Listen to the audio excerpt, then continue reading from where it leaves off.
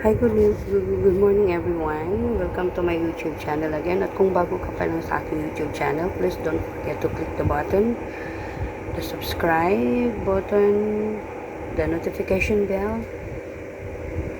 like, share, and share. So, ito po yung bago kong segment ngayon. It's all about the original kutsinta. So, ayan. Ito po yung pinaka main ingredients niya.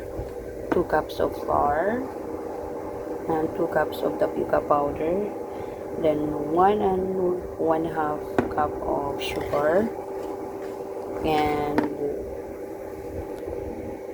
1 stick of vanilla powder.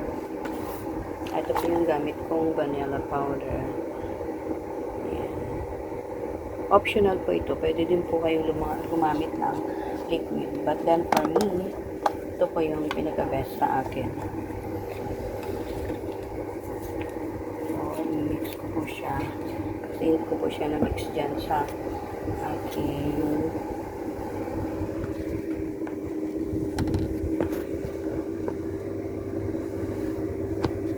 mahawakan yung aking kahon. Sa aking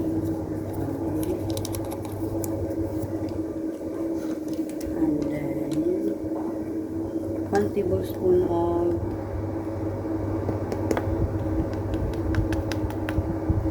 aswete, or dito they call it anato seed.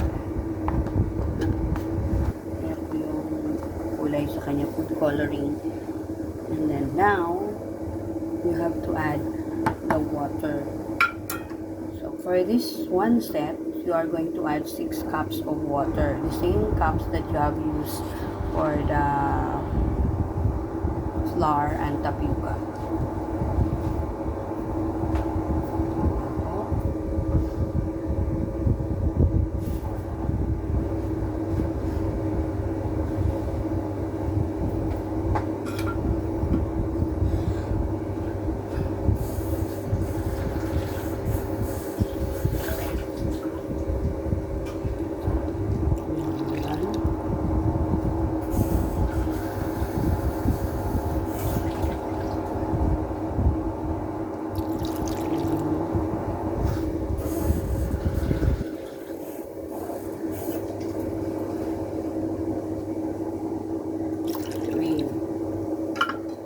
So guys, it's very important na if you are going to mix this, don't put all the 6 cups of water. Huwag niyo pong bibiglain. So kailangan po yung half muna. Yung half ng 6 cups. So gonna be 3 cups only. Para ma-mix niyo ng maayos yung powder. Hindi masyadong magbuo. Well, anyway, isisip nyo rin naman ito sasalain nyo rin para masigurado nyo hindi magbubuo yung inyong kutsinta. Ayan, see, as you notice, nag-change na siya ng kulay.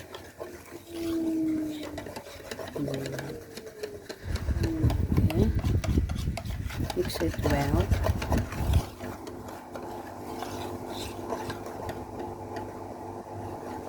Haluin ko na ng maayos. Ayan.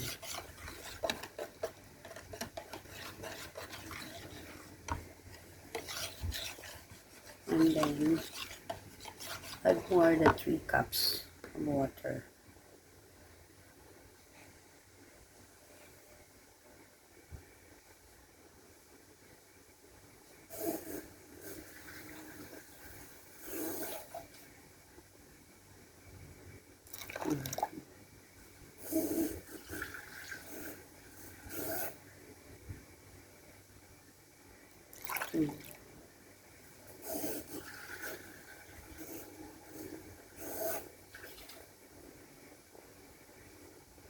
Okay, so ayan po, kompleto na yung 6 cups of water. So yan po yung original measurement niya.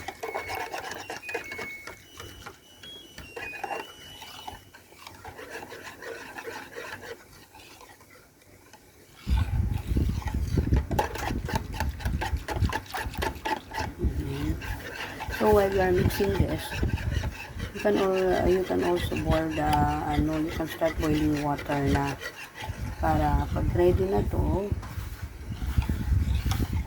maisunod nyo na kaagad, isalang nyo na kaagad yung inyong kutsinta.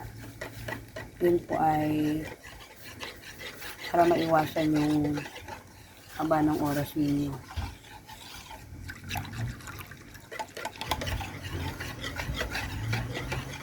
Ayan, sisip ko na siya.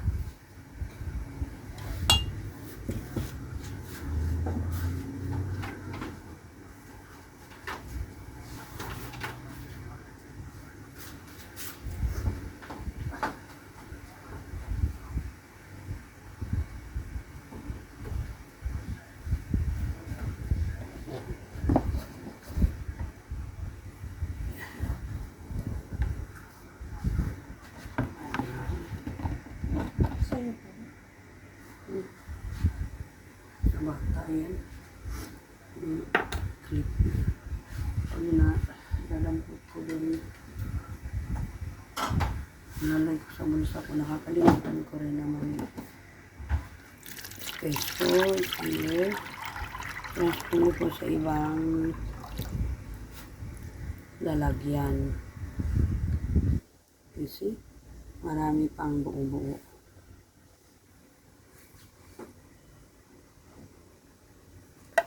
Pag hindi mo sinalayan, mabubuo yan sa kutsinta nyo.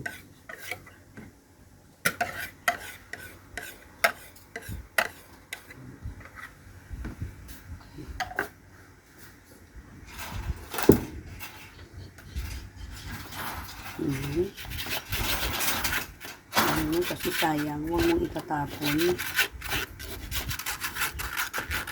Ilagay mo sa tapos. Halo mo rin siya dun sa yung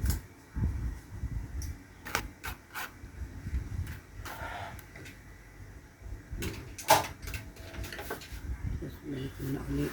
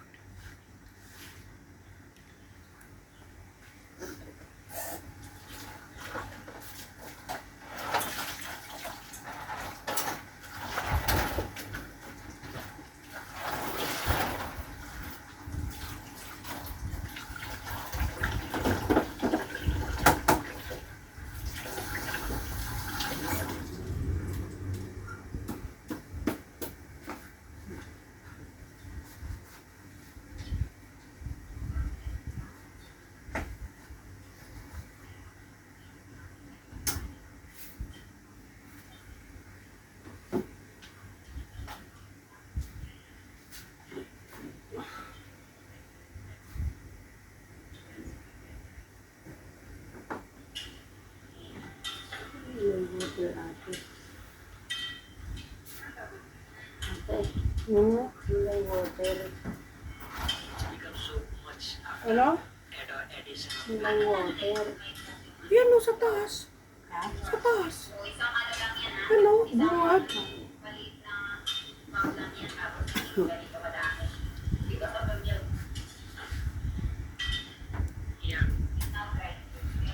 And then ngayon guys, lastly, I'm gonna add this lye water.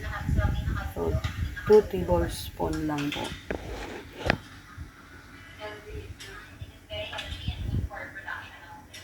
Hindi po pwedeng maglagay ng maraming lye water kasi kapag nasubrahan po, pumapait siya. Ito po yung nagpapaligat sa kutsinta natin. Pagiging makunat siya at saka makintab.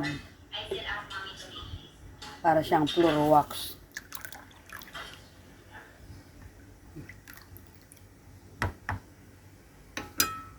Kapag wala ho ito, naku, walang buhay ang kutsinta nyo.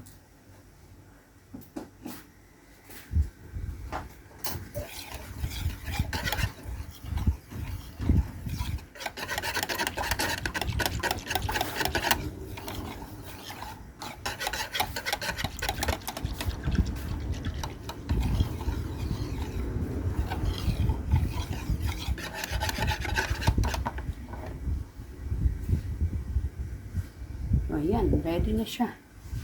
All you have to do is to transfer it into the molder.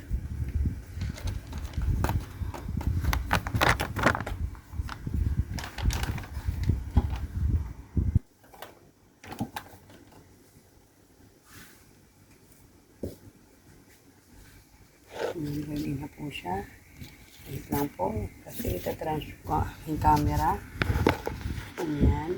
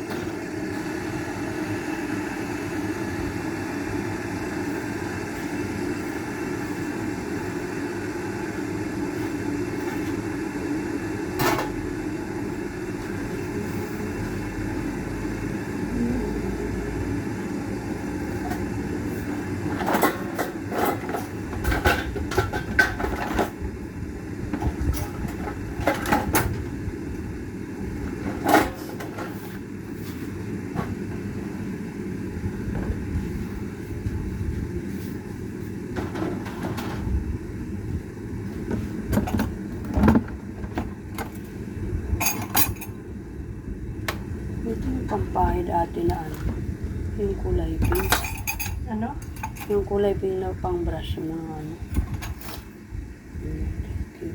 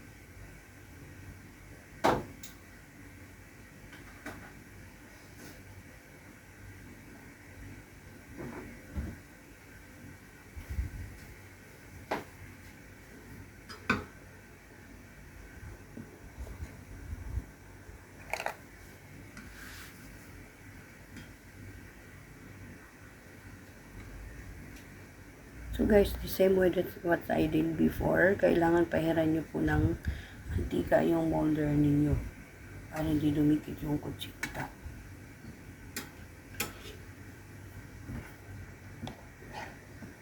Oil or butter? Ayan.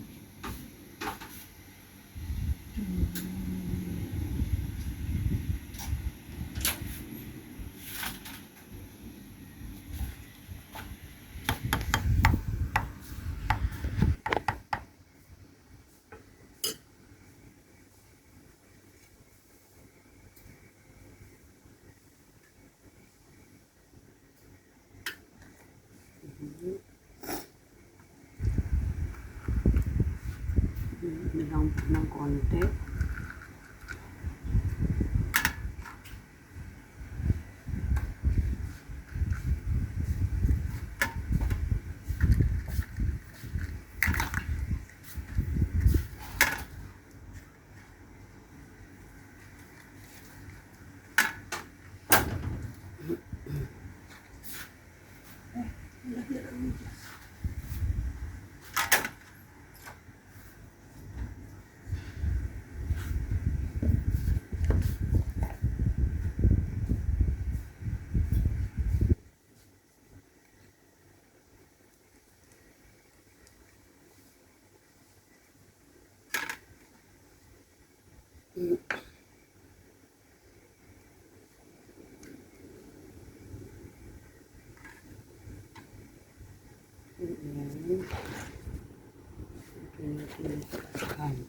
Tapos natin yan.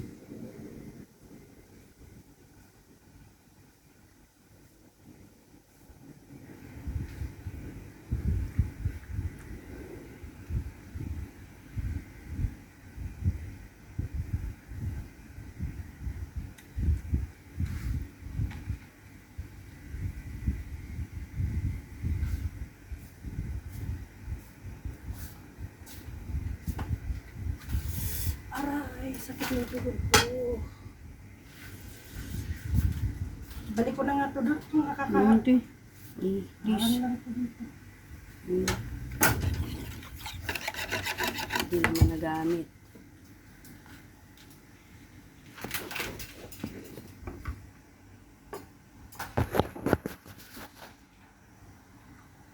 Ayan.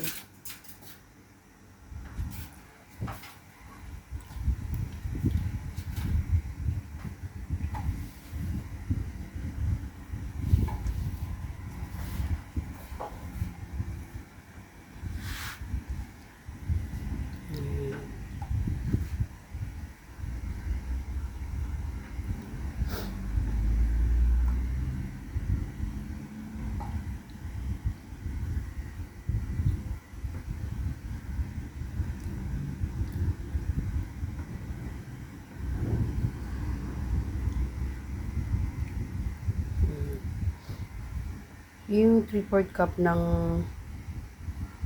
yun yung ginagamit ko, yung pang 3/4 cup. So, isang scoop lang siya nun. Bawat isang molder.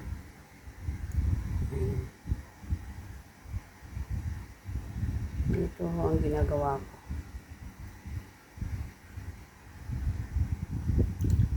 Ayan. So, ready na siya. Steam mo siya ng 15 to 20 minutes. Ganun po dapat katagal ang pag-steam mo.